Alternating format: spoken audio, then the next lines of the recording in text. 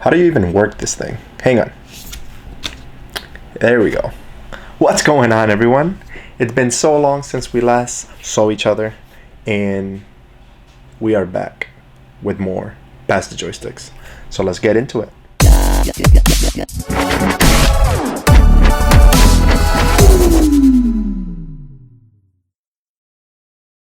Welcome back, everyone, to Pass the Joysticks, and it's been so long since our last video, but we are back with more content. And I first want to thank everybody for all the messages, thank everybody for all the continued support and everything throughout the time that we've been away.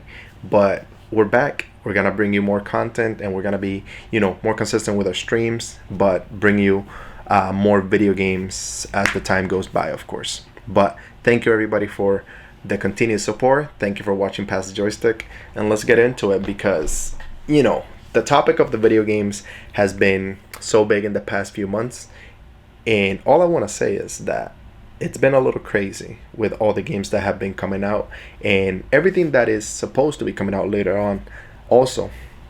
But the number one topic that every gamer always wants to talk about, they always want to put their 2 cents in there, it's about Game of the Year, or as we like to call it, GOTY, and who's gonna be our GOTY for the year. So far we've gotten amazing games, and of course we still have amazing games coming out later in the future of this year. Some of them are not gonna be considered for Game of the Year because you need more time for them to be out in order to be considered for Game of the Year. And we have some at the end of the year that are gonna be coming out that are gonna be incredible games in my opinion, but they're not going to be considered for this year's Game of the Year award at the Video Game Awards.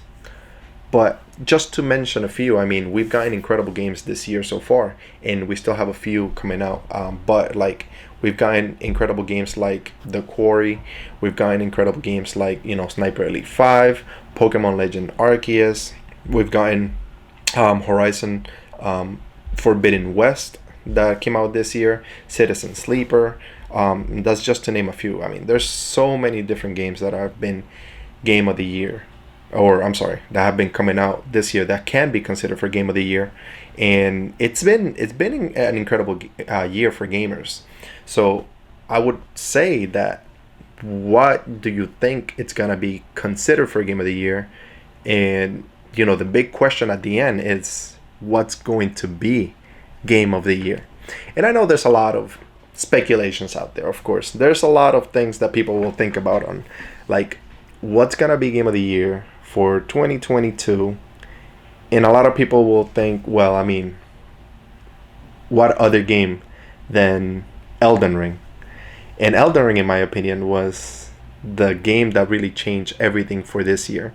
The game that brought people that have never played a Souls-like game into those type of games, give you an open world type experience for a Souls-like game, the freedom of exploration. It was everywhere. Like, this game, you would see it in social media, you would see it a bunch of different gameplay videos on YouTube and stuff like that. This video game really took over by the time it came out, and everybody was playing it.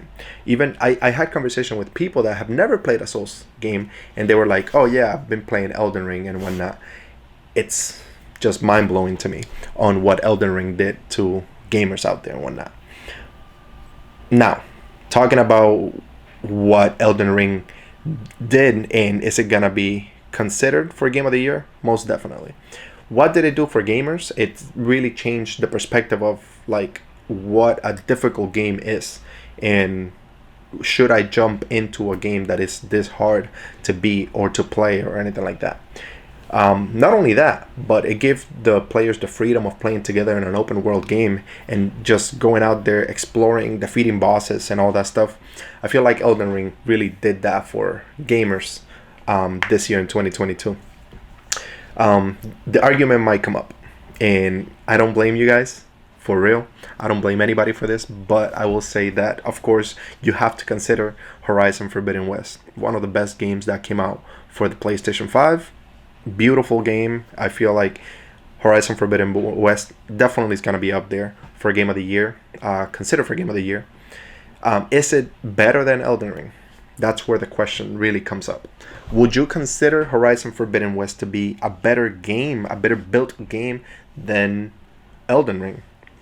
Now, let me know your comments down below. But, my take on it is, yes, it's a great game. Yes, for Horizon Forbidden West is an incredible game. It's beautifully made, beautiful scenery, incredible gameplay. Mechanics are spectacular.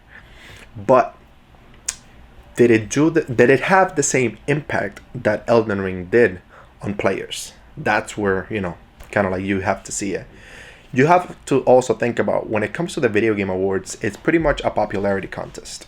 And did more people like, or let's put it this way, did more people play Horizon Forbidden West than Elden Ring? Because I think about it this way. If I am putting up a game to be considered for Game of the Year, and it's going to be up for voting, so if somebody's voting for my game, did enough people play my game in order to be, the winner of the voting and everything against the other ones?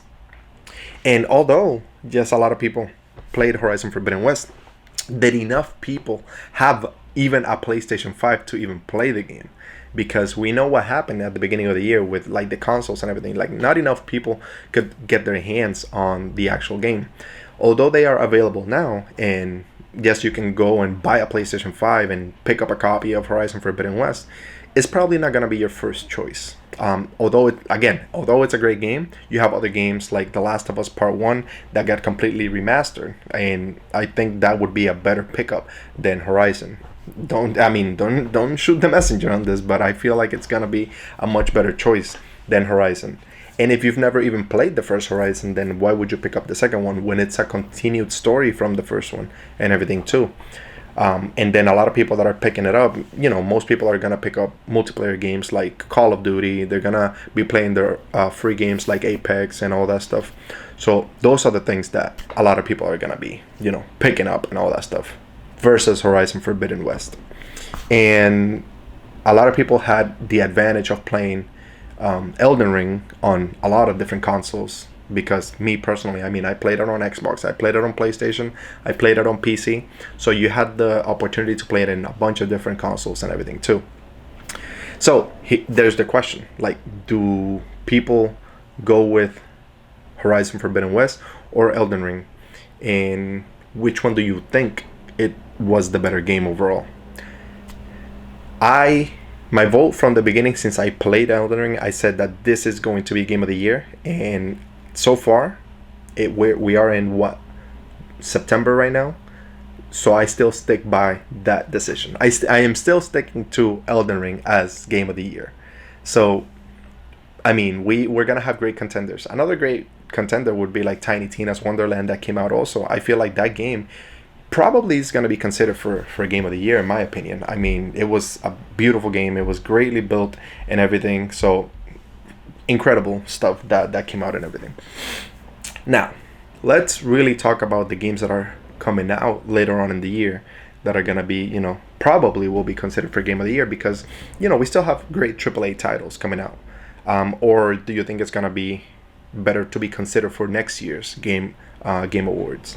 So we have just in October, just next month, we have Overwatch 2 coming out, and that's gonna be considered for multiplayer of the year.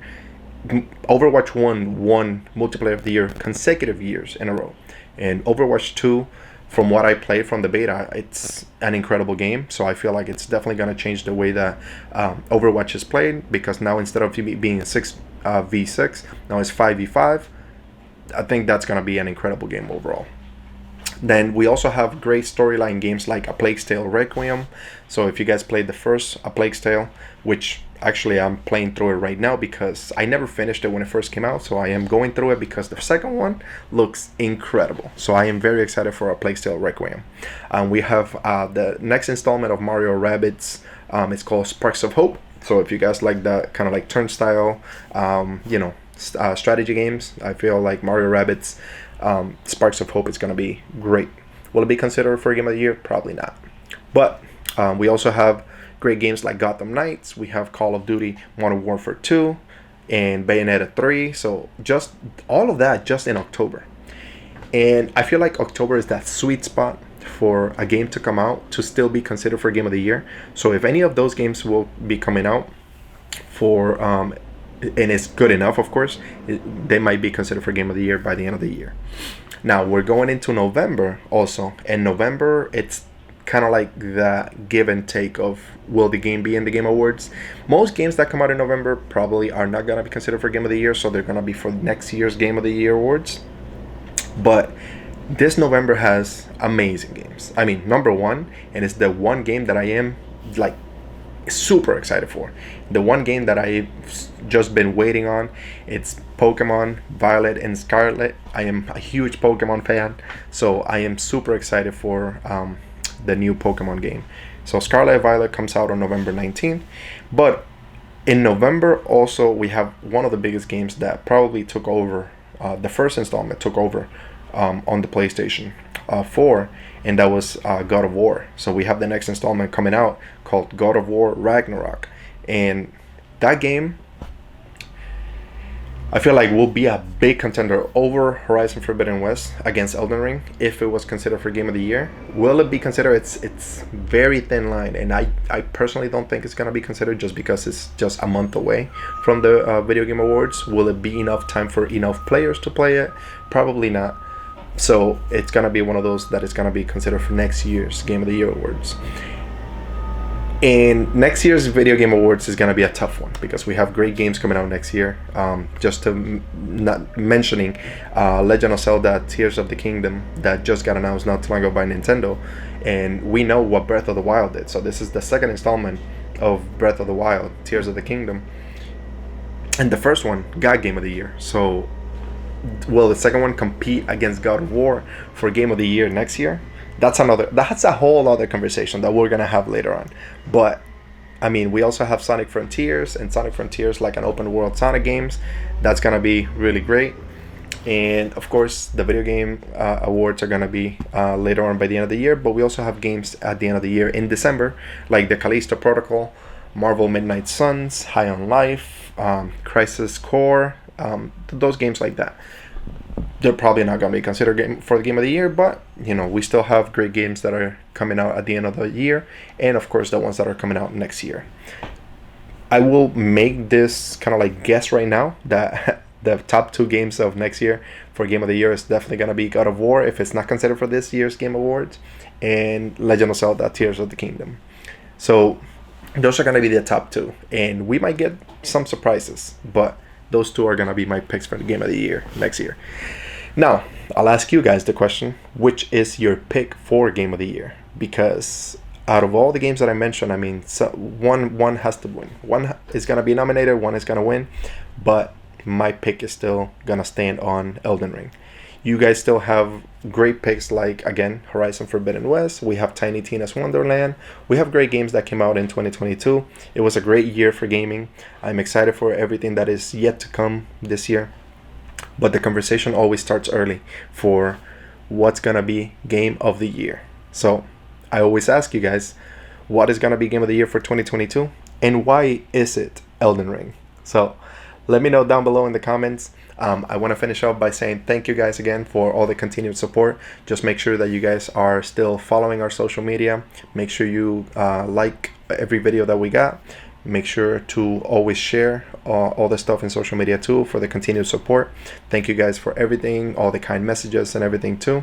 We're gonna try and continue bringing you more content, and we're gonna just continue fighting so that way, you know, we just stay active with you guys. Thank you guys for everything. Make sure to check out all the links down below in the comments so that way you know, you stay connected and everything. We also have their website, so make sure to check out that. Thank you everyone. We're gonna be bringing you some more videos and some more streams, so make sure you just jump on that. But always remember guys to pass the joystick. See you later guys.